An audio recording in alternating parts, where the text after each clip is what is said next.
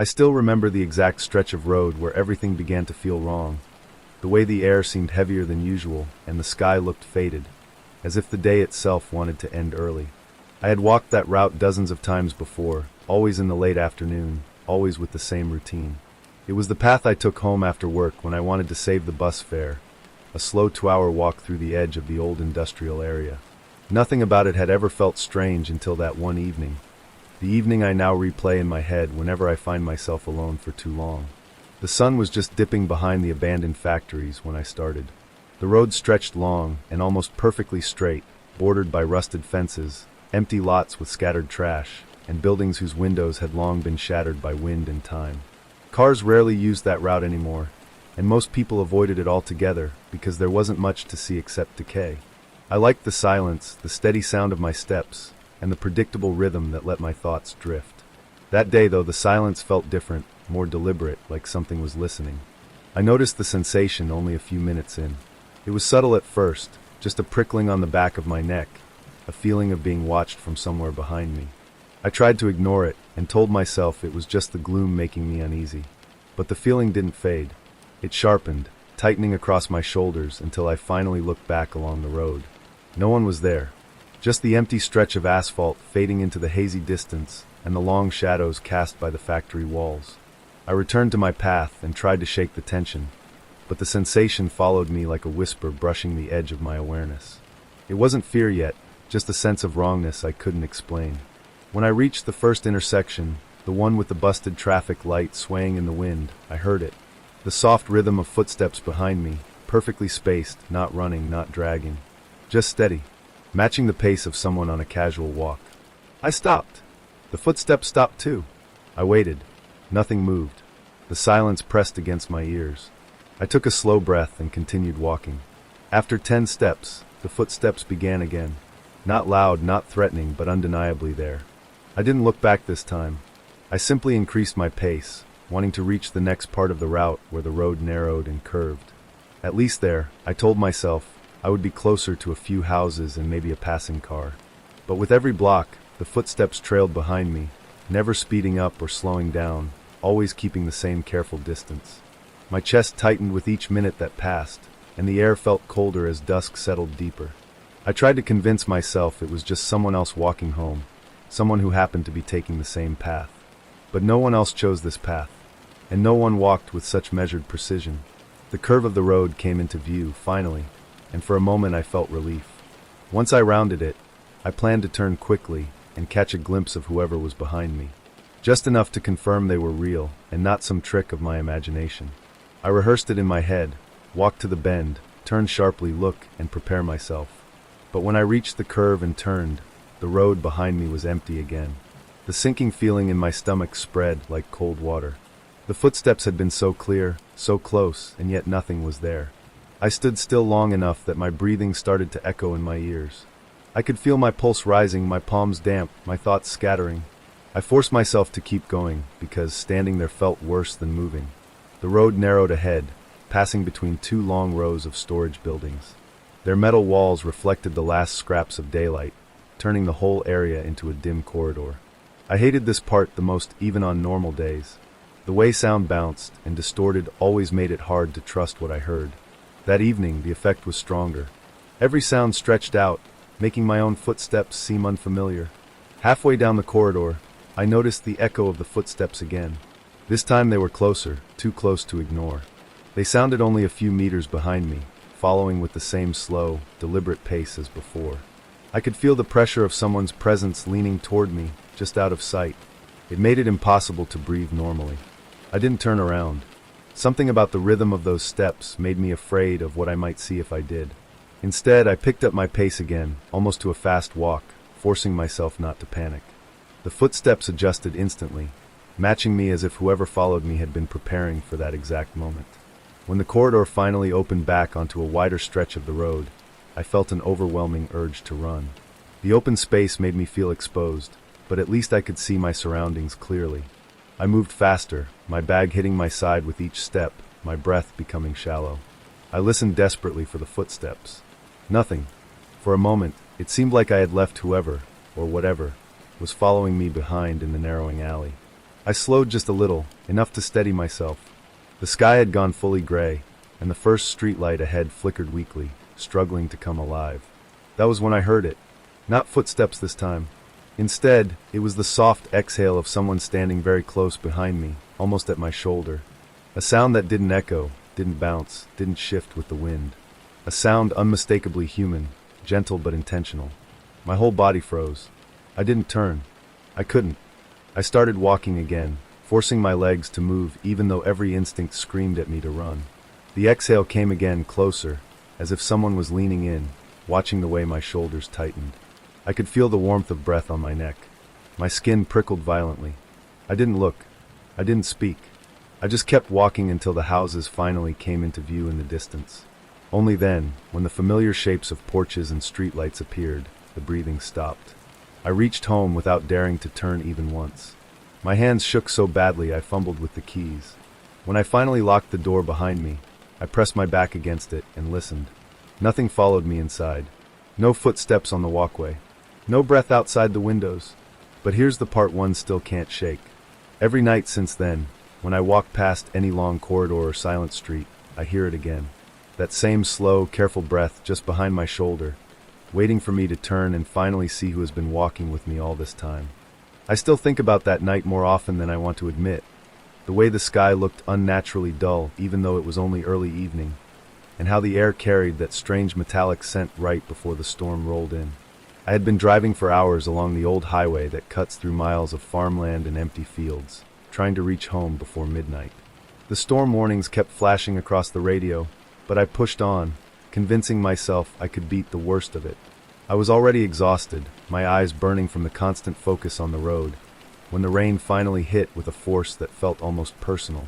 The windshield wipers rattled uselessly against the flood of water, smearing the world into streaks of gray and black. I slowed down, then slowed again, until crawling along felt like the only option. When lightning cracked across the sky and illuminated the highway for a split second, I spotted the faded sign on the right side of the road. It was barely readable through the downpour, just the shape of old neon and a few flickering letters. A small roadside motel. The kind people only use when they're too tired or too desperate to keep moving. I wasn't planning to stop anywhere, but the storm left me no real choice. I pulled into the gravel lot that stretched across the front of the motel, the rain hammering the roof of the car so loudly I could hardly hear my own thoughts. The building was a long, single-story structure with a narrow walkway running along the front, each door identical and closed, their numbers peeling. Only 2 windows glowed with light. Everything else was swallowed by darkness. When I stepped out of the car, the rain immediately soaked through my clothes, numbing me. The air felt colder here than it had on the road, unnaturally cold, as if the storm had drained the warmth from the ground itself. I hurried to the front office, a small square room with a fogged-up glass door, and pushed it open. The air inside was stale, heavy with the smell of damp carpet and old tobacco. A desk sat in the middle, cluttered with papers, a cracked bell, and a key rack with only a few keys left. The manager wasn't there. The office was silent except for the faint hum of a ceiling fan that struggled to turn. I stood there for a moment, dripping water onto the floor, before a movement caught my eye. Someone stepped out from a small back room. A man, older, maybe late 50s, thin, with a posture that looked worn down by years of repetition. He didn't speak. He didn't even look directly at me. He just slid one of the keys from the rack, placed it on the counter, and pushed a worn registration book toward me. I wrote my name, trying not to shiver. The pages felt damp, as if they absorbed the moisture of anyone who had ever passed through. The man slid the book back, his eyes flicking to mine only once, briefly, before he disappeared into the back room again. Something about his expression unsettled me. Not anger, not fear, just emptiness. A hollow stare that lingered in my head long after I left the office. My room was at the far end of the building, near the corner where the parking lot ended and tall grass swayed in the fierce wind. The wooden walkway creaked under my weight. The door to my room opened with a groan, revealing a space that smelled faintly of mold and something metallic. The lights flickered once before they stabilized. A small bed, a single chair, a dresser with a scratch across its surface, and a window with curtains drawn tightly shut. The storm hit harder as I closed the door behind me. Thunder rolled so closely it felt like the ground trembled beneath the thin carpet. I locked the door, then latched the chain even though it didn't look sturdy enough to matter. I sat on the edge of the bed, trying to steady myself. The room was cold, colder than it should have been. My breath didn't fog, but the air bit into my skin. I turned on the small heater near the dresser. It rattled loudly but produced barely any warmth. I told myself it didn't matter, that the important thing was waiting out the storm. If I could get a few hours of rest, I would be fine. But the uneasiness settled in slowly, like the way a headache begins with a small pulse behind the eyes. Something about the room felt wrong. The air felt still in a way that made my skin crawl. My gaze drifted to the window. The curtains were drawn so tightly that no light passed through, not even from the lightning outside. It felt intentional, as if someone wanted to keep something in or out. I tried to distract myself by unpacking a few things, but a sound stopped me. A soft, slow rustling outside the window. Not the wind, not the rain. This was something brushing against the wall, something moving deliberately. I held my breath and listened. The rustling stopped. The silence felt heavy, like someone was standing on the other side of the wall, listening back. I forced myself to sit on the bed again, trying not to let my imagination spiral. I was tired, the storm was loud, and the motel was old. Sounds could come from anywhere in buildings like this. Then I heard it again. A faint thud at the window. Not strong, not hard, but unmistakably human. A slow tap, spaced evenly apart, like knuckles knocking in a rhythm only they understood. I stared at the curtain. The fabric didn't move. The window didn't shake. But the tapping continued, steady and patient. Every part of me tensed. I waited, expecting it to stop. It didn't. After several minutes, the sound shifted. The tapping became a slow drag, something tracing along the glass from one side to the other. The room felt even colder. My heartbeat thudded in my throat. I wanted to look. I wanted to know what waited behind the curtain. But something stronger than curiosity held me still. A feeling that if I pulled the curtain open, whatever was out there would be face to face with me, inches away. The dragging stopped. Silence again. I told myself to stay calm. Whoever, or whatever, was outside was likely using the walkway. Maybe another guest. Maybe the manager doing some kind of check. Maybe someone taking shelter from the storm. But none of those explanations felt right. The footsteps I expected never came. No shift of weight. No movement away. Just silence pressed against the thin wall. I tried lying down, hoping fatigue would win. But the mattress smelled faintly of something damp and metallic, and my nerves refused to settle. I stared at the ceiling instead, tracking every sound. The storm, the wind, the occasional rattle from the heater. Nothing else. Until I heard the soft creak of the walkway directly outside my door. Slow steps. Measured steps. Coming from the direction of the office. I sat up instantly. The footsteps stopped right at my door. Not moving. Not knocking. Just standing there. Listening. My breath caught in my chest. I stared at the thin frame of the door, the bottom edge showing a faint sliver of shadow from the hallway light. For several long seconds, the shadow remained still. Then it shifted, the shape of someone leaning forward toward the door, like they were trying to hear the quiet inside. I didn't move. Neither did they. The silence between us stretched so long that I felt my muscles begin to shake. Then, without warning, the shadow straightened and disappeared. The footsteps moved again. But instead of walking away, they moved slowly toward the room next to mine. Then the next, stopping at each door. Listening. The storm swallowed the footsteps the farther they moved, until I heard nothing at all. Sometime near dawn, I must have fallen asleep. Sitting upright. When I woke, the storm had passed. Pale morning light seeped into the room, and the air felt warmer. I packed my things quickly and stepped outside, eager to leave. The walkway was empty. The office door was open, the lights off. On the counter lay the registration book I had signed the night before, pages fluttering in the morning breeze. I glanced at my entry. Mine was the only name written on the page, and on the pages before it, and the pages before that. Years of empty lines. The motel had no other guests, and yet someone had visited every door in the night. I have tried for months to forget what happened inside that tunnel, but the memory returns whenever I pass anything dim or echoing or underground. It follows me even in harmless places, in stairwells and parking garages, in the hollow thump of distant footsteps that don't quite match my pace. It began on an evening that should have been like any other, the sort of day where nothing important happens, the kind you forget as soon as it ends. I had walked to a co-worker's house to drop off some paperwork and decided to take the longer route home because the air felt cold enough to keep me awake. The late winter sky was dim and washed out, and the wind smelled faintly of metal and old dirt. The shortcut ran along the back of the industrial district, a route I'd taken only twice before. It passed an abandoned freight tunnel that everyone in the area seemed to pretend didn't exist. Years ago, it connected two sides of the rail yard, but after a collapse on the far end, the city sealed most of it. They put up a fence and posted warning signs, but as time passed, the warnings faded, the fence bent, and the tunnel became one of those forgotten places that nobody cared enough to fix. Most people walked around it. I didn't plan on going through it either. But the wind kept getting stronger, colder, and I didn't want an extra 20 minutes outside. The entrance was open wide enough to slip through. I hesitated for a moment, then told myself it was just a straight path and would save time. As soon as I entered, the sound shifted. The world outside seemed to disappear instantly, swallowed by heavy concrete. My footsteps echoed in a distorted rhythm, like they bounced off the walls and returned slightly too late. A few beams of evening light filtered through the broken boards above, but most of the tunnel was coated in a dim gray haze. The smell of damp concrete and rust clung to the air. I kept my eyes fixed on the faint glow at the far end, the small patch of light that marked the exit. The first strange thing I noticed was the dripping sound, a steady drip echoing somewhere ahead.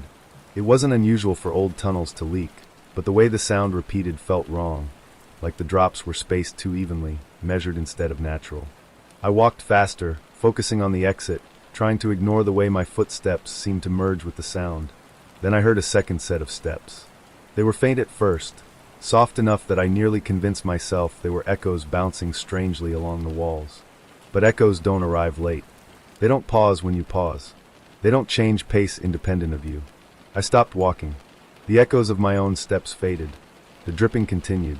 And then, after a second of silence, one soft scuff sounded behind me. I didn't turn. My heartbeat thundered in my ears, and the cold air seemed to press in around my chest. I tried to swallow the panic rising in my throat and forced myself to take a single step forward. My shoe scraped lightly on the concrete. A moment later, another step answered mine. Slow, controlled, matching my pace with just enough difference to prove it wasn't me. I walked faster. The other steps followed, not hurried, just steady, always a short distance behind. The light at the end of the tunnel didn't look any closer. The walls seemed to tighten around me, making it harder to breathe. The dripping grew louder, echoing in sharp metallic notes.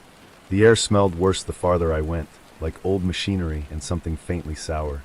I tried to tell myself someone else had walked in after me, maybe someone cutting through like I was. But the measured rhythm behind me made that impossible to believe.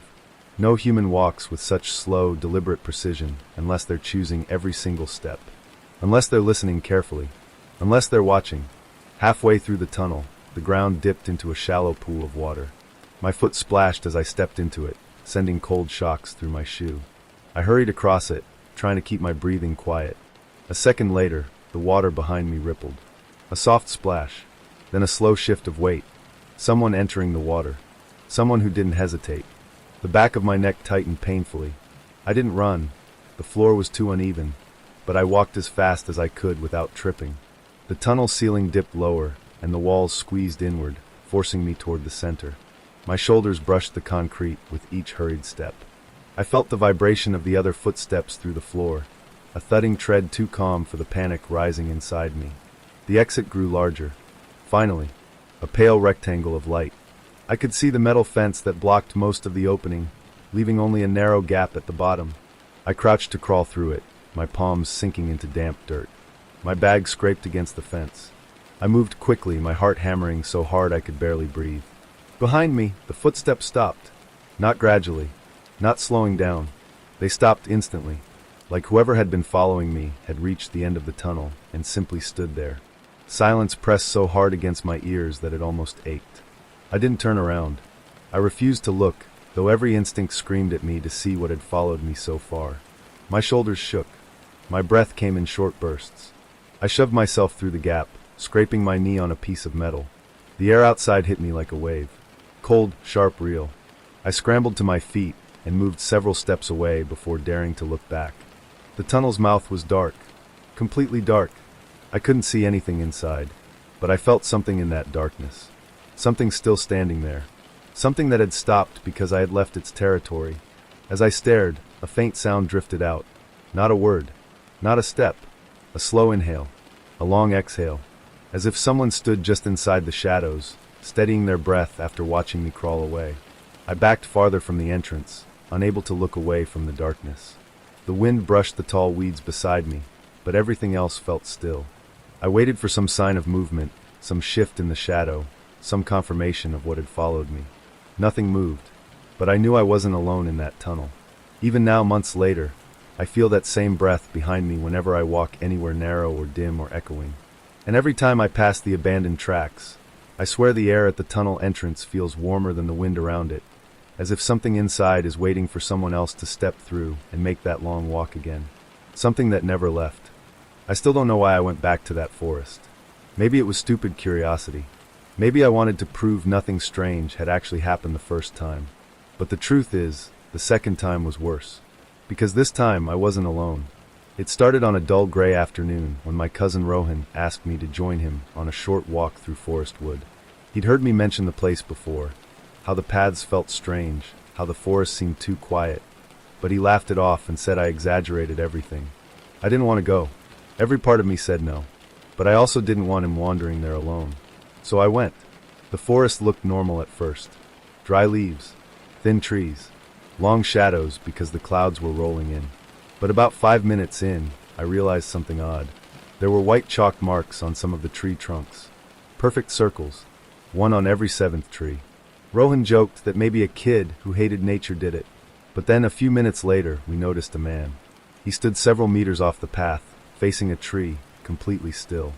His back was turned to us, and one of his hands rested flat against the bark like he was listening to it. He wore a faded brown jacket and a cap pulled low. Nothing unusual in his clothes, but his posture, it was too stiff, too deliberate. I whispered to Rohan that we should turn around. He whispered back, "Relax, he's probably marking the trees." But we hadn't seen any chalk in his hands. We walked past quietly. I kept checking over my shoulder. The man didn't turn, didn't move. Then, as we continued deeper into the forest, we saw something that made my stomach twist. Another man. Same jacket, same cap, same height. Same position, hand pressed to a tree, staring at it like he was waiting for it to answer. Except this time, the tree already had a chalk circle on it. Rohan tried to call out to him, but I grabbed his arm. Something about the silence felt wrong. The air wasn't still, it was heavy, almost humming, like the forest was holding its breath. We hurried forward, not talking anymore, and that's when we heard the whispering. Not from a person, from the trees. A low, dry rustling, like someone brushing their fingers across bark in long strokes. It didn't match the wind. It didn't rise or fall. It was steady, purposeful. "Let's get out of here," I said. Rohan nodded. Finally, we picked up our pace and turned onto the looping trail that would lead us back toward the road. But after only 30 seconds, Rohan stopped. Because standing right in front of us, blocking the path, was the same man. Same jacket, same cap, hand on a tree, head slightly tilted toward us. But what broke me was the tree next to him. A chalk circle so fresh it looked like it was still dusting off tiny particles. "This is a joke," Rohan said quietly. "Has to be." But his voice was shaking. We stepped backward, and instantly the whispering from the trees grew louder, like dozens of hushed breaths piling on top of each other. I swear the branches around us trembled, even though there was no wind. Then the man finally moved. Not his whole body, just his head. It turned toward us in one slow, unnatural motion, like someone rotating a mannequin. His face was in shadow from the cap, but I saw his mouth. He was counting, not out loud. His lips were moving silently. 1 tree, 2, 3. That's when I realized the chalk circles weren't random. He was marking every 7th tree, and he was counting how many people passed each one. We ran. I don't even remember grabbing Rohan's arm. I don't remember the branches scratching my jacket or the stones I tripped on. I just remember running until my legs burned and the whispering faded behind us. We didn't stop until we burst out onto the road. Rohan threw up.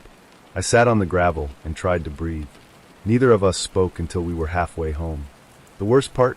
That night, when I was lying in bed trying to force myself to sleep, my phone buzzed. A picture. No message. No number.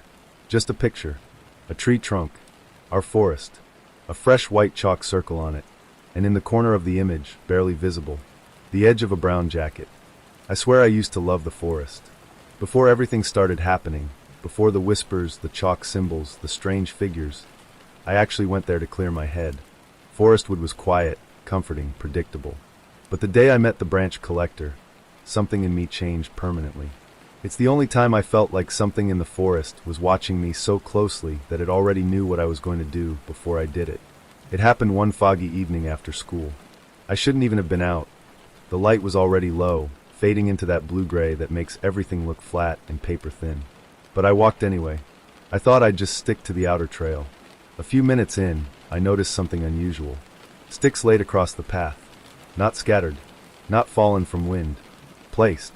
3 thin branches arranged perfectly parallel, like someone carefully set them down with a ruler. Then 10 steps later, another set, 3 branches, same direction, same spacing. I thought maybe someone was marking a running trail or a survey route. But the forest was dead quiet. No echo of footsteps ahead. No signs of anyone. As I kept walking, the branch sets became more frequent, turning into patterns. Sometimes triangles, sometimes crossed shapes, sometimes just single branches placed upright against trees like they were leaning, listening. I should have turned around. But something about seeing those branches lined up, all pointing into the deeper part of the forest, it felt like being pulled. Like if I followed them, I'd get an answer to a question I hadn't even asked yet. Eventually, the path opened into a small clearing, one I'd never seen before. There was no grass in it, no undergrowth. Just bare soil, dark and damp, as if someone had scraped away everything living. And in the center stood a man, bent over, back curved like an old tree. He was arranging branches on the ground in a giant, circular pattern. Each stick was placed with slow, precise movements. Like he was building a clock, only he understood. I froze. Not because he looked threatening, but because he was so focused it didn't feel human. People don't move like that, delicate, obsessive, ritualistic. He didn't notice me at first. Then he stopped, straightened, and turned his head. Not his body, just the head. His face was expressionless. But what terrified me was what he held in his hands. A bundle of branches tied together with long strands of hair. Human hair. He lifted the bundle to his ear. Like it was a seashell. Like he was listening to it. I backed up slowly, but the soil beneath me was soft and made a sucking sound when my heel lifted. The man's head snapped fully toward me, but he didn't approach. He pointed at the ground between us. That's when I realized something horrifying. The circular pattern he had made wasn't random. It was a snare, not for animals, but for a person. A trap shaped like a ritual, and I had been walking straight toward it. The man crouched again and tapped 3 branches on the edge of the circle. Tap, tap, tap, and from the trees around the clearing, I heard quiet movement. Something shifting. More than one something. That was enough. I ran. I didn't think about the direction. I didn't look back. I just ran until my lungs burned, and I burst back onto the main path, collapsing on my knees. The forest was silent again. No tapping, no shifting, no patterns of branches on the trail behind me. When I reached home, my shoes were still muddy with that dark soil from the clearing. I washed them twice, but the smell lingered, damp earth, rot, and something faintly metallic. I didn't tell anyone, but 2 days later someone did. The local news reported that a hiker had gone missing near Forest Wood. All they found was his backpack, and next to it, arranged neatly on the ground. I used to think the scariest part of the forest was the darkness. I was wrong. It's the silence that comes right before you realize you're not alone. It happened on a Monday evening, early winter, when the sun dipped behind the ridge too fast and dragged the cold with it. I took the long trail near the creek because it was supposed to be safer than the inner paths. People walked it all the time. Parents brought their kids there on weekends.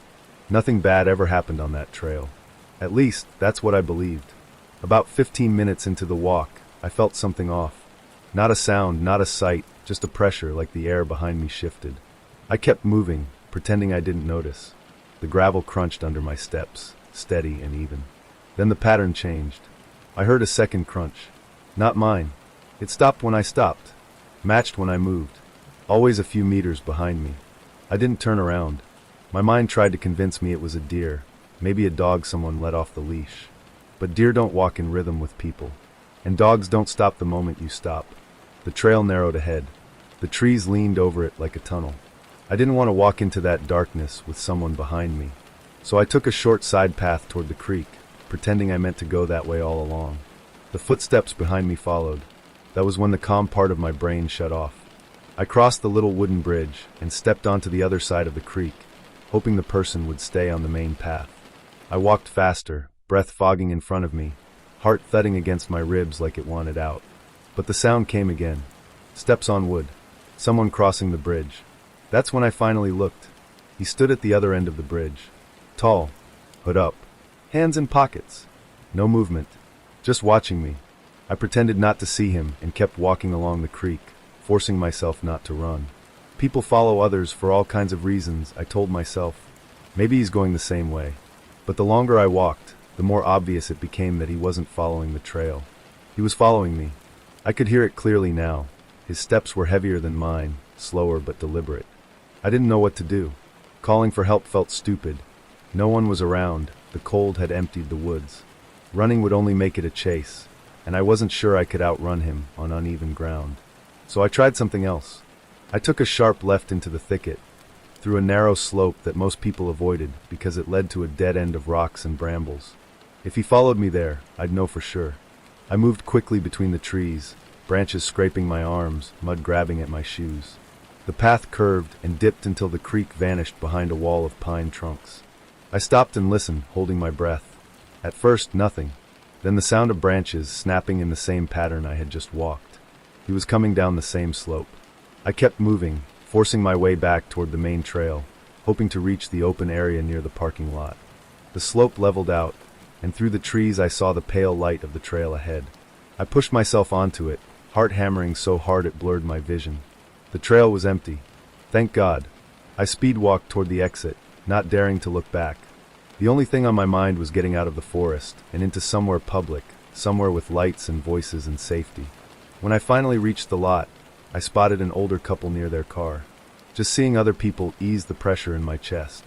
I kept walking until I reached the road, not stopping, not slowing, trying to put as much distance between myself and the trees as possible. By the time I reached my street, I felt foolish for panicking. Maybe the man had just been hiking. Maybe he turned around. Maybe he never meant to follow me specifically. But then I reached my house and saw something on the front step. A small pile of wet leaves, arranged in the same pattern the man's footsteps had made behind me. 3 leaves, then 2, then 1. A perfect copy of the rhythm he walked in. I was alone inside the house when I realized the leaves were still dripping, as if they had just been placed there, as if he arrived first. I never should have taken that shortcut through forest wood. I thought it would save me 10 minutes walking home from work, and I convinced myself the forest was safe enough. After all, I'd walked the same path countless times before. But that evening, something changed. Something I can't explain, and haven't fully processed even now. It started when I left the paved trail and entered the smaller path that wound through thick birches and oak. The air was cold, damp, and smelled faintly of moss and rotting leaves. The light was fading faster than usual. Clouds blocked the sun, leaving a muted gray that drained the color from the world. Each step made a dry crunch on the leaf-covered ground. The forest was quiet, too quiet, but I told myself that was normal. Late autumn always sucked the life out of a place. About 10 minutes in, I saw a faint glow through the trees. At first, I thought it was a reflection from my watch, or maybe a patch of wet leaves catching the last sunlight. But the glow persisted. I slowed down, careful not to make noise. The trees opened into a small clearing I hadn't noticed before, and in the center of the clearing, someone was standing. Tall, thin, motionless, a dark jacket and hood. Face hidden in shadow, hands at the sides, not moving, not breathing audibly, just standing, watching, or pretending not to, but I felt it, felt the gaze, felt every nerve in my body tingle in recognition of danger. I froze, my stomach churned. I told myself to turn and leave slowly to avoid alerting him. But before I could move, he took a single step forward, and then another, not fast, not threatening in the usual sense, just precise. Deliberate, every step measured, the kind of step you take when you are counting, cataloging, observing. I backed away. Branches scratched my face. I stumbled on a root. He didn't rush. He didn't call out. He just followed, keeping exactly the same distance behind me as I moved forward.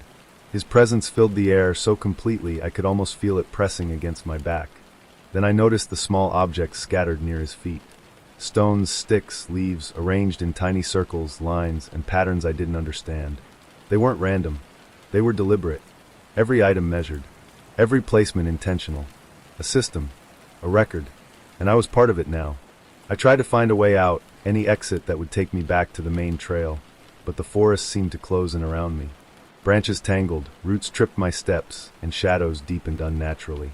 The clearing behind me disappeared. The path ahead seemed longer, narrower. Every time I glanced at the man, or thought I did, he appeared closer than he should have been. Panic surged. I ran. My shoes sank into wet leaves. My breath came in ragged bursts. The rhythm of his following was unmistakable. Not chasing, not aggressive, just tracking, counting, cataloging, step for step. Always there, but never touching, never calling, never stopping. I ran until I burst through the trees onto the main path. The streetlights from the nearby road reflected off wet asphalt. I stumbled into a neighbor walking her dog and barely managed a nod before collapsing on the curb. My chest heaving, my limbs shaking. My heart pounding like it wanted to escape my body. The forest was behind me. The man was gone. At least I thought so. When I reached home, I locked every door and window. Every corner of the house felt too empty. I tried to rationalize it. Maybe it was someone else walking in the forest. Maybe they weren't dangerous. Maybe I imagined the patterns, the exact rhythm of his steps. And then I found it. A small circle of twigs and leaves, pressed flat and damp, on my front doorstep. Arranged in the exact sequence, he had followed me in the clearing. 1, 2, 3. Step by step. I backed away slowly, my hands shaking, my skin crawling, and I realized then that it didn't matter that I left the forest behind. He had already found me, and somehow he always knew where I was. I haven't walked near forest woods since. I avoid its edges. I don't take shortcuts. I double-lock doors. But every evening, when the shadows grow long and the wind rustles the trees outside my window, I feel him there, standing, waiting, watching, counting, and I know he's still keeping track of me in his quiet, meticulous way.